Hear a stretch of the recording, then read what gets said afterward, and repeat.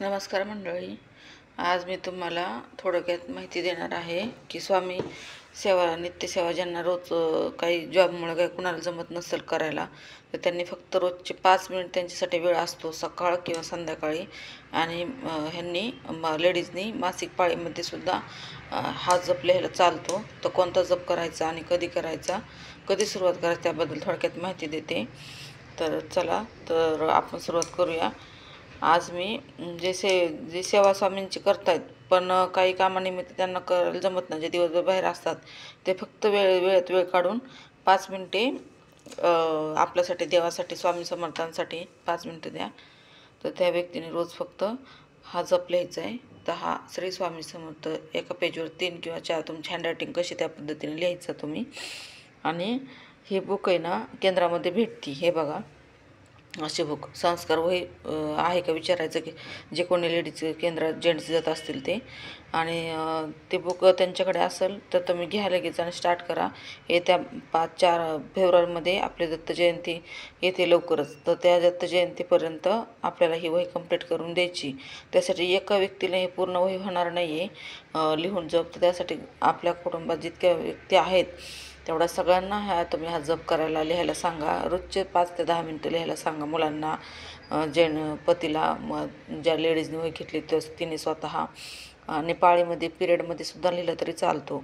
ह्याच्यासाठी एवढं दुसरे काही बंधनं नाही आहेत की हे सेवा करू नका.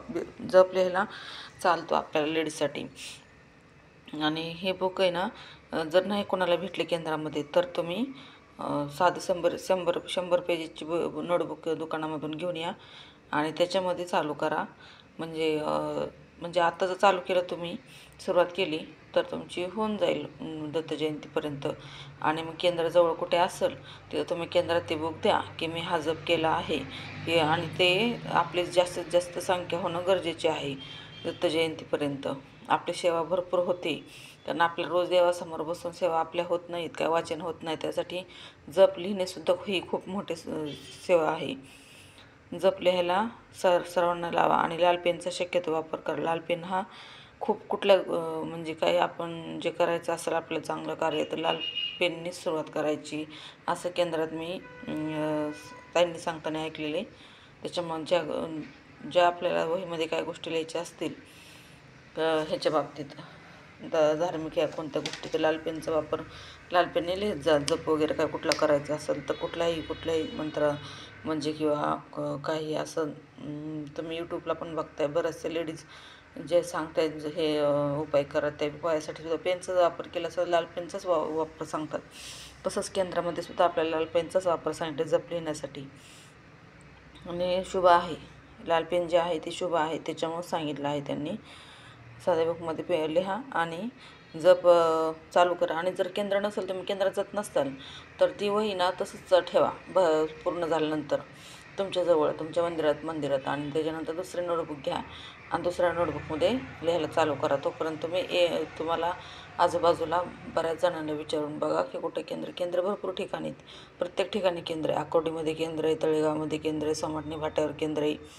जे कोणी लेडीज ह्या व्हिडिओ बघत असतील पुण्यामधून, त्या तुम्ही ह्याच्यावर पण टाकू शकता. यूट्यूबला सर्च करा, ह्याला गुगलला सर्च करा की स्वामी केंद्र कुठे कुठे आहे, ते तुम्हाला सगळीकडे माहिती होऊन जाईल. तुमच्या आजूबाजूला जवळ बघा कुठे असतील, तुम्ही राहतात त्या ठिकाणाहून जवळ कुठे आहे का बघा.